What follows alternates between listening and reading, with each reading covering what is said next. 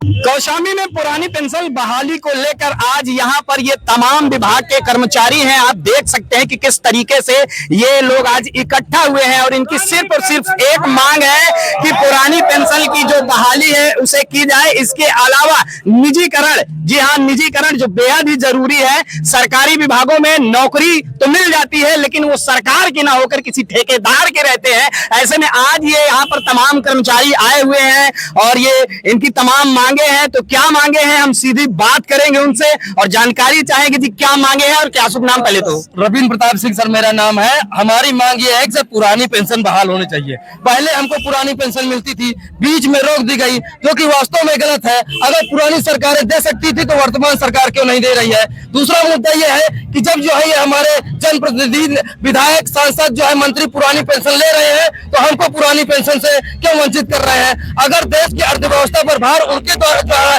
हमारे द्वारा दी गई पेंशन पर पड़ता है तो उनकी पेंशन से प्राप्त करें, उनसे भी देश की अर्थव्यवस्था पर पड़ता है। इसके साथ साथ हमारा मामला है कि जो हमारा बुढ़ापा होता है, अगर ये निजीकरण बढ़ता रहा और हमारी पुरानी पेंशन नहीं मिली तो हमारा बुढ़ापा बहुत ही कष्ट में बीतेगा।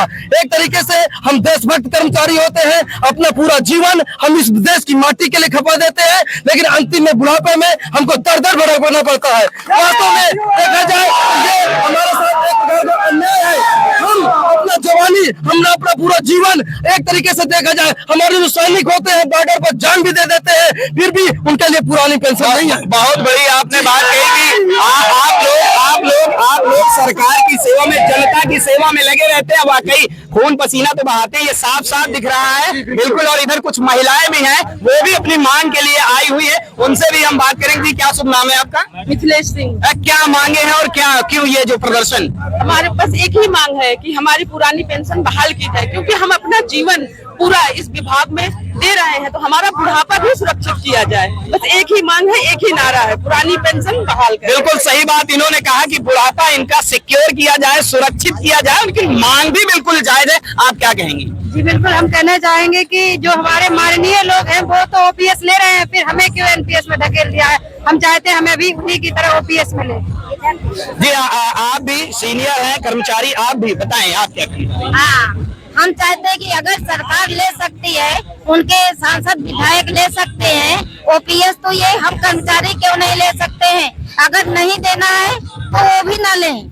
बिल्कुल बिल्कुल, बहुत बड़ी बात इन्होंने कही है, क्योंकि एक दिन का सांसद बनता है, विधायक बनता है, उन्हें पेंशन दी जाती है। तो हम शिक्षकों को या हम अन्य जो विभाग में काम करने वाले कर्मचारी हैं उनको ये सालनी जी हैं। जी नमस्कार, मैं ये कहना चाहती हूँ कि हमको यहाँ पर हार जीत का मुकाबला करने नहीं आए, हम सिर्फ अपना अधिकार लेने आए हैं।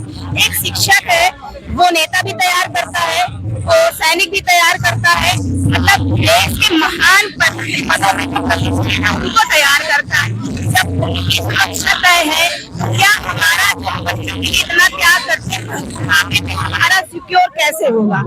इसके विषय में सरकार को सोचना चाहिए और हमें पुरानी पेंशन देना उनका अधिकार भी है। आप लोग कौन कौन विभाग से ज्यादातर? शिक्षा विभाग से है, सैनिक विभाग से है और इसके बाद